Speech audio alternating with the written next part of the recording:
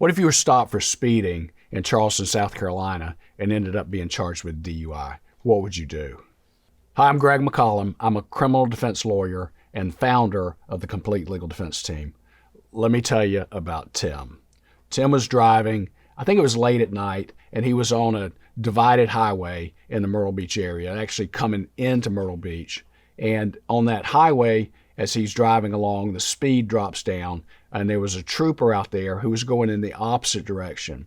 In order to come back and stop him, because apparently he had clocked him and he was speeding, the allegation was Tim was speeding, and so the trooper had to go a little bit further down the highway and turn around and come back. And so what happened was, because the trooper is concerned at that point, if you pass each other on the highway, the mindset of the trooper is, I've got to catch up with that person, because the probable cause for the stop is the speeding. And so sometimes cars look the same. Sometimes there's more than one car out on the highway. And in court, the trooper has to answer questions about, how do you know you stopped the right car? In other words, was there something about that car that stood out? Also, did you lose sight of the car? Because anytime you see something like that and the trooper loses sight, especially for a long period of time, there's really not evidence that they got the right car. So in that situation, the trooper wants to catch up as quickly as possible.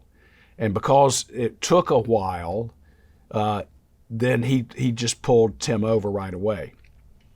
Now, normally, what the troopers are going to do is, if they think something suspicious is going on, they're going to turn around, they're going to catch up with you, they're going to get behind you, fairly close, but not right on your bumper, and they're going to start looking for clues. Now, speeding is a basis to pull somebody over, and they can certainly then do a DUI investigation. They do it every day. But in this situation, the trooper didn't get behind Tim and follow him and observe his driving. If he did, probably at that point he would have no reason really to pull him over. He could still pull him over for the speeding. So what happens when the trooper pulls him over? Tim pulls over, the trooper's behind him with the blue lights flashing, gets out of the car, approaches the car, and says, let me have your driver's license, your vehicle registration, and your insurance information. Those are the three things that you're required to have in South Carolina. So in that situation, at that point, you're being investigated for DUI. And the trooper is looking at Tim to really gather evidence. So how Tim locates those things, if somebody has trouble locating their driver's license, or can't find their insurance card, or can't find their registration, then the police report and the trooper's report are things like fumbled for his license, appeared confused, appeared disoriented, was unable to locate the proper paperwork, and that sort of thing. So he gets Tim out of the car and then puts him through the sobriety test, the field sobriety test, the so-called sobriety test. Now, this is interesting to me because, they actually, hold a pen up and ask you to follow it with your eyes, and it's called a horizontal gaze nystagmus test. It's complete, if you ask me, complete junk science there. I asked an ophthalmologist, I asked my eye surgeon one time about that test, and he just looked at me in disbelief that they use that on the side of the road to determine if somebody is intoxicated. So that was the medical doctor's opinion. The other thing is a walk and turn, where you walk on a line 9 steps, heel to toe, looking down, hands at your side, which makes it more difficult to balance. Cars are whizzing by, blue lights are flashing in your eyes. If this test, you don't pass a test in school, you get a bad grade. Don't pass this test, you get handcuffed and taken to jail and charged with DUI. So it's very difficult to do that. And then the other test is the one leg stand, where you're asked to stand on one leg, stick one foot out about 8 to 10 inches over the ground, look at your toe, point your toe, keep your hands by your side which is a very unnatural position to try to balance. So they're asking you to do this, okay? So this is what Tim is asked to do. Now, a lot of people now just say, no, thank you. I'm not going to do any tests. Now, that probably results in your arrest, but if you ask me, no one's ever passed those tests well enough on the side of the road to not be arrested.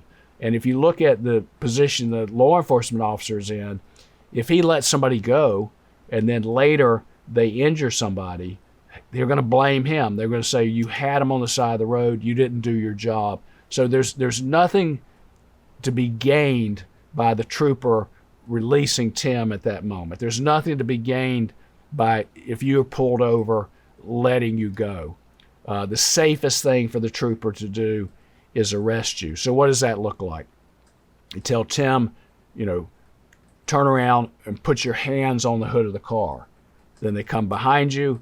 They take one hand, handcuff it behind your back, handcuff you like that. In South Carolina, they put you in the front of the patrol car and they put the video camera on you. Now, I should have mentioned that as soon as the police officer is behind you, even before he catches up to Tim, his video camera is running so they can observe your driving and how that's going. As the trooper walks up to the door, that's on camera.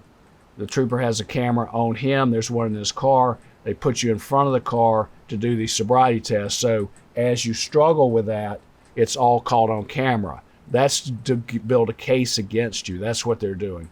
So in this situation, they take Tim. He's handcuffed. He's taken to jail. His car is towed. He spends the night in jail like everyone does, and then gets out the next day, has to locate his car, has to find out what the towing bill is, has to try to figure out how to get that without a driver's license. So it's a terrible situation to be in. It happens to everybody that way. Once we got the evidence on Tim's case and looked at it, we thought he looked pretty good. And that's really what it comes down to, is how do you look on the video? And if you don't look good, is there an explanation for it? And honestly, in our jurisdiction, there's no incentive to plead to DUI. If we try the DUI case, it takes, say, a day, 3/4 of a day. If you're convicted, it's the same as if you pled guilty. The only difference is you have to sit through the trial and have the jurors hear about you. So in that situation, rather than plead to a DUI, we're always going to try it, okay, unless there's some other severe consequence, but there usually isn't. So in this case, they're going to trial. And so what happened was, speeding is not an indication of DUI. If anything, if you're going faster and you're staying in your lane and you're driving smoothly, it's actually the opposite. It actually indicates that you're able to drive and you're not under the influence. The other thing is that we all know that speed kills. That what kills people is not drunk driving. What kills people are high-speed collisions. If somebody's driving, whether they had anything to drink or not, and they're going at a high rate of speed and they hit a fixed object, or they run off the road and they roll their car, certainly if they're ejected or something like that, that's a fatality. In this situation, because we were exploring at trial, because if we can show that he stopped the wrong car, okay, then we can get the case thrown out if he stopped the wrong car. It wouldn't matter if Tim was driving under the influence or not, if they stopped the wrong car, because they have to have probable cause. So in doing that, in the actual jury trial, I'm trying to establish time and distance. In other words, if the trooper clocks Tim going, say he says he's going, just to make it easy, 60 miles per hour, okay, that means Tim's traveling at a mile a minute. And that if it took him 30 minutes, or excuse me, if it took him 30 seconds to slow down, hit the median, wait till no traffic's coming, pull back out, come back up, at that point, Tim's going to be, if it takes 30 seconds, he's going to be a half a mile away, okay? So the trooper, he knows what I'm doing, so he's trying to minimize that. The other thing is, at least all the troopers I know, and I used to be a DUI prosecutor, and I knew 40 of them because I handled all their cases. They're all like would-be race car drivers. You know, they're very attracted to the fact that they can drive these cars. They have these fast cars. They have these high-performance engines. They have special, suspensions. The cars are made to go fast. They're made to go faster than other cars. And if you've ridden in one, they're like a race car. So they love that. So in order to minimize the time that it took to catch Tim, the trooper admitted, because of the time he said it took to get him, that the trooper on this road, say the speed limit's 45, the trooper gets up to say 100, maybe broke 100. So I'm arguing to the jury, and I remember this, the example of what's dangerous is speed. And what happened that night, what the trooper did was far more dangerous than what Tim did. What the trooper did, if the trooper had struck somebody, would have likely resulted in a fatality, because he's going 100 in a 45, okay? And I also use the example that if you just pictured a town and everybody in the town was driving drunk, just picture that. Everybody in town is driving drunk, and no one's going over, say, 10 or 12 miles per hour. And people are running into bushes, and people are running in ditches, and people are running off the road, and people are hitting each other like bumper cars. No one would get hurt. But based on what the trooper did, just to catch somebody who was speeding, traveling over 100 miles an hour, that was the dangerous part. So in this particular case, the jury hooked onto that, they bought it, and we got a not guilty. So that's just an example of what happens in a case, how somebody is stopped, and what happened to Tim. Tim obviously was very grateful because he was acquitted, so he didn't have to suffer the license suspension. He didn't have to suffer the insurance penalty. He didn't have to suffer a suspended license and a special restricted license.